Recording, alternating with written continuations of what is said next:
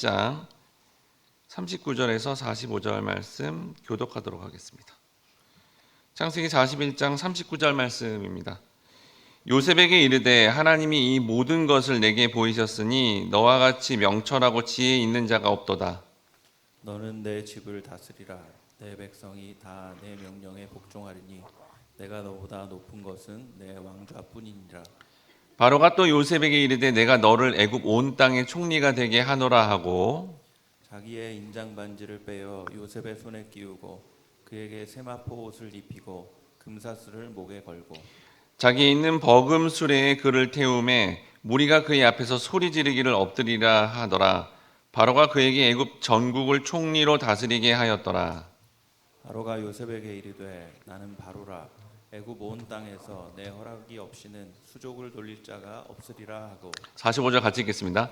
그가 요셉의 이름을 사브낫 바네아라 하고 또 온의 제사장 보디벨라의 딸 아스낫을 그에게 주어 아내로 삼게 하니라. 요셉이 나가 애굽 온 땅을 순찰하니라. 아멘. 할렐루야. 하나님께서 우리를 말씀을 듣고 주님의 통치를 받는 그 자리로 부르셨습니다. 오늘은 요셉 대 사브낫 바네아라라는 제목으로 하나님의 말씀을 나눌 때 여러분의 삶에 변화가 일어나고 또 선한 영향력을 주는 복된 인생이 되시길 주님의 이름으로 축원합니다. 창세기 41장 39절에 보니까 요셉에게 이르되 하나님이 이 모든 것을 내게 보이셨으니 너희같이 명철하고 지혜 있는 자가 없도다라고 했습니다. 세상의 왕이 하나님의 사람인 요셉을 향해서 뭐라고 말하고 있죠? 바로 명철하고 지혜롭다라고 그렇게 칭찬을 하고 있다라는 겁니다. 여러분, 여기 명철은 원어적인 의미가 두 가지 사항을 놓고 비교하다라는 뜻으로 세상을 살아갈 때 이런 명철이 필요하다라는 거죠. 어떤 걸 하는 데 있어서 이게 선인지 악인지, 또한 어떤 걸 하는데 이게 되게 중요한 건지 아닌지를 우리는 결정해야 되는데 우리의 힘으로 이런 명철을 가질 수 없고요. 바로 하나님이 주셔야 이것을 요셉처럼 가질 수 있다라는 겁니다. 예를 들어 여러분, 우리가 인생을 살아가는데 자녀를 양육하는 데 있어서 이 자녀가 잘못했을 때 아니면 또 회사에서 어떤 부하 직원이 잘못했을 때 이걸 공의로 따끔하게 엄하게 혼내야 될지 아니면 사랑으로 품어야 될지 선택을 하는 어떤 과정들이 우리에게 주어집니다. 근데 여러분, 우리는 이거를 제대로 하기가 어렵다는 거예요.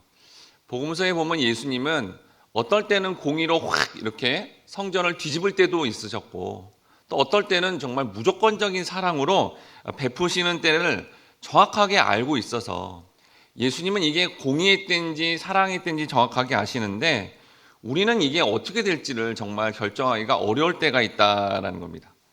자녀와 부하 직원이 잘못했을 때 무조건적으로 공의로 엄하게 혼냈는데 근데 그 대상자가 큰 상처를 받아 관계가 안 좋아진다면 잘못된 선택을 하게 된 거죠.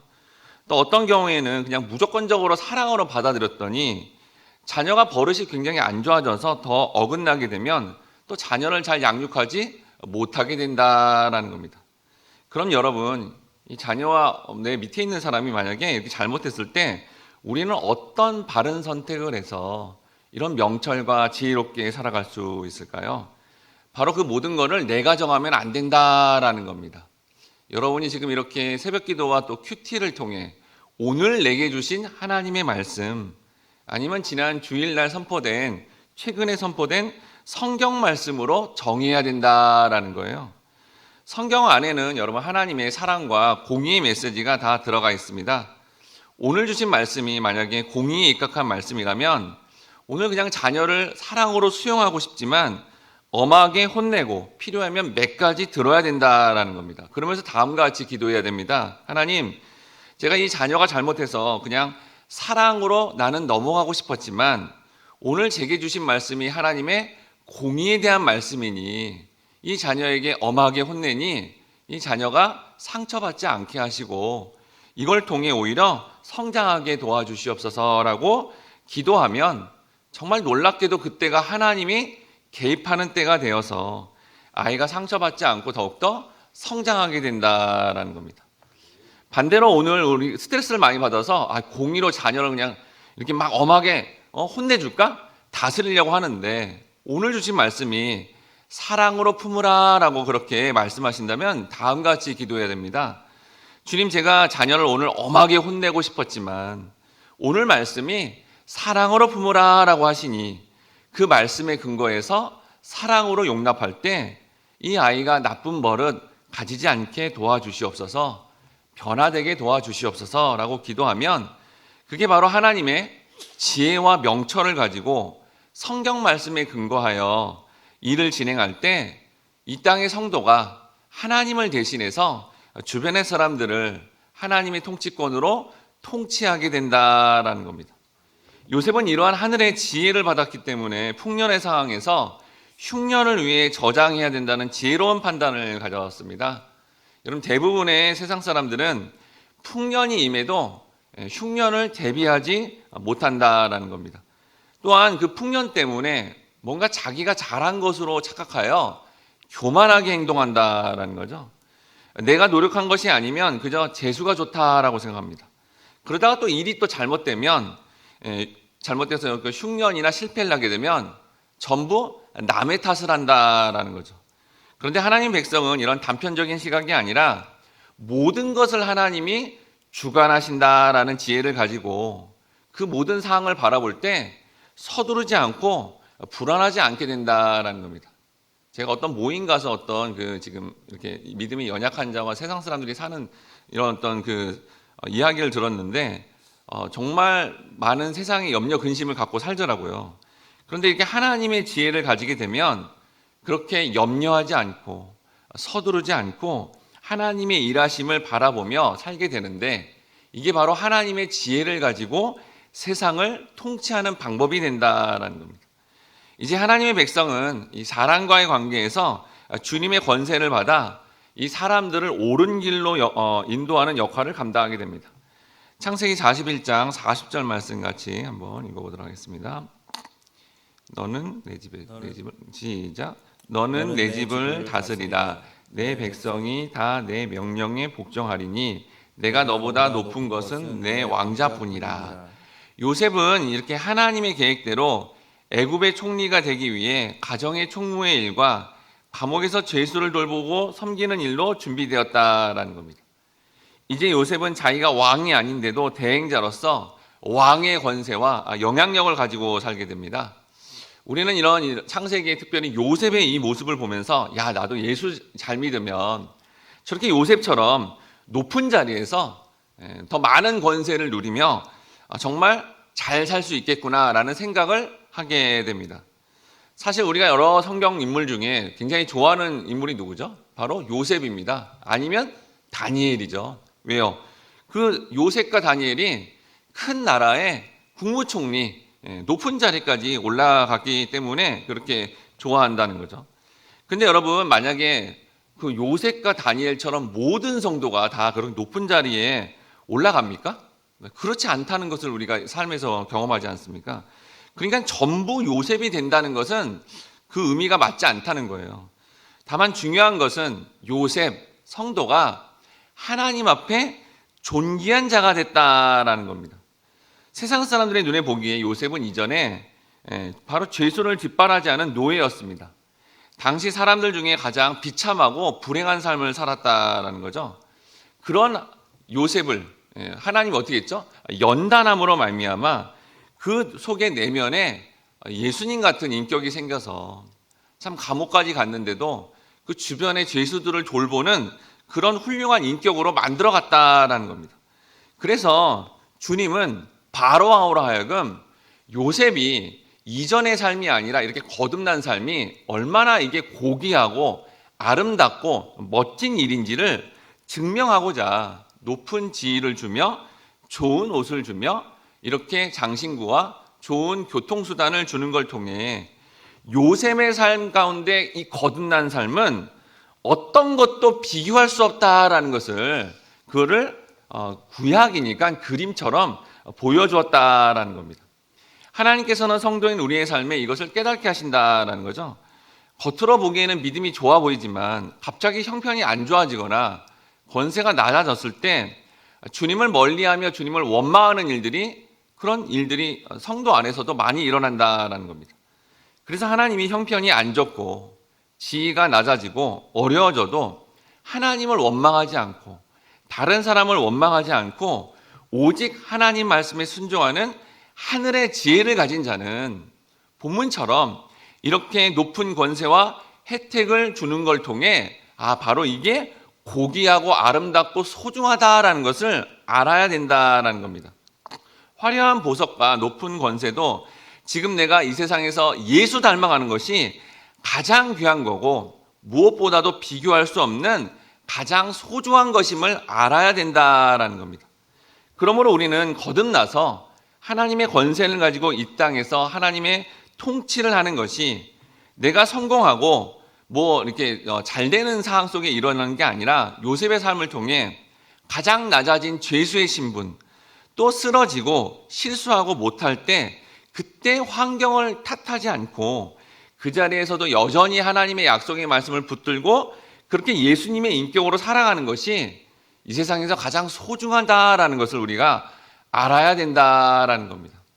여러분, 요셉은 이렇게 변화되기 전에 바로 애굽으로 끌려가기 전에 사실은 형들 중에 그 형들이 모두 이렇게 잘못했다고 고발하지 않고 그 형들 중에서도 정실 부인이 아닌 형들만 아버지께 고발할 수밖에 없는 사실은 굉장히 차별이 심했고 욕망의 사람이었습니다.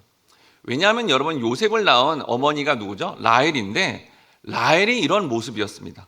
창세기 30장 23절에서 24절 말씀, 본문에 없기 때문에 같이 한번 읽어봐야 되는데요. 30장 23절 말씀, 24절 말씀 읽겠습니다. 시작. 그가 임신하여 아들을 낳고 이르되 하나님이 내 부끄러움을 씻으셨다 하고 그 이름을 요셉이라 하니 여호와는 다시 다른 아들을 내게 더하시기를 원하노라 하였더라. 여러분 잘 아시지 라헬은 아들을 낳지 못하고 있었습니다. 근데 레아는 아들을 많이 낳고 있었죠. 그래서 그런 가운데 라헬도 정말 하나님께 기도하는 가운데 하나님이 귀한 아들을 주셨습니다. 그럼 여러분 우리가 어떻게 되죠? 하나님 너무 감사합니다 라고 해야 되는데 라헬의 이 표현을 보니까 감사의 표현이 아니라 그동안 자기가 아들을 못 낳아서 이 비난받는 상황에서 벗어났다라는 자기중심적인 이런 이기적인 표현을 합니다. 이런 분명 임신은 하나님의 전적인 역사로서 그 하나님이 허락하셔야만 가능한 일인데 이게 아들을 주어졌는데도 전혀 감사의 표현이 없다라는 거예요. 여러분, 라헬이 이 첫 번째 낳은 아들 이름 우리가 너무나 좋아하는 요셉이죠. 근데 이 요셉의 이름의 뜻을 알고 있습니까? 여기 나오지 않습니까? 여기 요셉의 이름의 뜻이 나오는데요. 바로 이 요셉이 애굽의 총리가 되어서 이렇게 너무 좋은 자리에 있다 보니까 우리 믿는 사람 가운데서도 자신의 애칭으로 막 요셉이라 그러고 또 어떨 때는 또 자기 아들이나 이렇게 가보면 이제 그 이름들을 어떻게 해요? 요셉 아니면 요섭이라는 이름을 종종 짓는 분들이 많습니다. 근데 여러분, 요셉이라는 이름의 뜻은 축복의 이름이 아니다라는 거예요. 그러니까 여러분, 성경을 제대로 아는 게 정말 중요하다라는 거죠. 여러분, 라헬의 말을 통해 요셉이라는 이 이름의 뜻이 두 가지 의미가 있는데요. 먼저는 자기 치욕을 씻었다라는 뜻이에요. 더 중요한 뜻은 뭐냐면요, 바로 아들 하나 더 주세요라는 뜻입니다. 요셉의 이름의 뜻이. 그토록 바랐던 아들을 받았음에도 언니와의 경쟁에서 이겨야 되기 때문에 아들 하나 더 주세요라고 이렇게 욕망을 표현하는 이름의 대명사가 뭐라는 거예요? 요셉이었다라는 겁니다. 그런데 그러한 욕망에 이렇게 사로잡혀 있는 요셉을 하나님이 노예로 팔려가게 하시고 죄인이 되게 하사 깊은 감옥에서 바로 환난을 통해 변화시켜 다른 이름을 얻게 하셨으니 그가 바로 하나님을 대신하여 통치하는 요셉의 거듭난 모습이었다는 겁니다. 그 이름이 뭘까요? 창세기 41장 45절에 보니까 그가 요셉의 이름을 사브나 바네아라 하고, 여러분 요셉의 변화에 대한 이름이 뭐라고요? 사브나 바네아입니다. 여러분, 사브나 바네아라는 이름의 뜻이 바로 그를 보니까 하나님이 말씀하시고 그를 보니까 하나님이 살아계신다라는 너무나 멋진 이름입니다. 즉 요셉을 보고 바로 왕이 너의 삶을 보니까 너가 믿는 그 하나님이 말하는 것 같고 하나님이 살아있음을 내가 경험한다라고 그렇게 사브나 바네아라는 이름을 지어줬다는 겁니다. 우리가 요셉이라는 같은 이름으로 욕망을 추구함으로 인생 가운데 하나님 아들 하나 더 주세요, 이거 하나 더 주세요 라고 외치는 지혜와 명철이 없는 자 같으나 고난의 과정을 통해서 주님을 인격적으로 만나면 이제 우리의 인격이 변화되어서 사브나 바네아 이름처럼 예수님처럼 주변의 사람들에게 하나님을 드러내는 복된 삶이 된다라는 겁니다.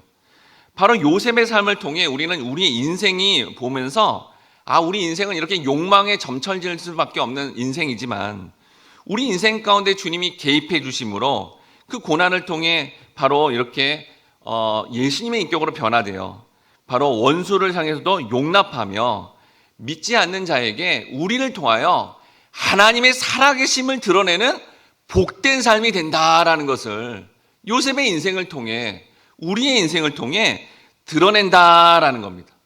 이제부터 여러분들이 여러분과 여러분의 자녀의 이름의 애칭으로 요셉이 아니라 사브나 바네아라고 이름 짓길 바랍니다. 제가 이전에 이 말씀을 전했더니 어떤 분이 정말 깊이 감동을 받았나 봐요. 그래서 이렇게 카톡방에 사브나 바네아 이렇게 쓰시고 뭐 이렇게 자기 애칭으로 썼더라고요. 그러니까 여러분들도 이렇게 한번 잘 적용하면 좋겠습니다. 이름이 길잖아요. 사브나 바네아. 앞자만 따면 사바죠. 최사바, 뭐 김사바, 주사바, 곽사바 뭐 이렇게 부르심으로 여러분의 인생 가운데 하나님의 선한 영향력을 드러내요. 주변의 사람들이 여러분만 보면 하나님 살아계시는구나 라는 그런 말을 들으시는 너무나 귀하고 복된 삶이 되시는 귀한 선한 영향력을 드러내는 복된 삶이 되시길 주님의 이름으로 축원합니다. 함께 같이 기도하겠습니다. 사랑하는 주님, 우리는 우리의 인생을 요셉과 같은 이름처럼 우리의 욕망, 우리 가정 안의 욕망, 우리 안에 일어나는 그 욕망대로 살 수밖에 없는 정말 연약한 존재입니다. 그런데 요셉의 인생에 하나님이 개입하셔서 결국은 정말 예수의 인격으로 변화되어 사브나 바네아라고 이름 짓게 하심으로 말미암아 하나님이 살아계심을 드러내며 하나님의 선한 영향력을 주는 복된 인생이 되었습니다. 우리도 이 약속의 말씀을 붙잡고 기도할 때 나와 우리 가족과 서안교회에 있는 지체들이 요셉이라는 욕망으로 점철된 이름이 아니라 사브나 바네아라는 하나님의 영향력을 드러낼 수 있는 그런 정말 거듭난 인생이 될 수 있도록 인도해 주시옵소서. 약속의 말씀 붙잡고 기도할 때 우리의 삶 가운데 변화가 일어나며 거듭나 예수의 인격으로 살아가 주변의 사람들에게 선한 영향력을 주는, 그래서 또 다른 사람이 또 그러한 영향력을 끼칠 수 있는 하나님 나라의 확장을 바라보는 영광스러운 삶이 되게 도와주시옵소서. 예수님의 이름으로 기도드립니다. 우리 이 시간 한번 다음과 같이 기도하겠습니다. 주여, 우리가 요셉이 되어 하나님께 이렇게 정말 보이는 욕망을 추구하는 그런 욕망의 이름으로 사는 것이 아니라 고난을 통해서도 정말 주님처럼 선한 영향력을 주는 사브나 바네아라는 이름으로 우리를 통하여 하나님의 살아계심과 선한 영향력을 끼치는 복된 인생이 되게 도와주시옵소서.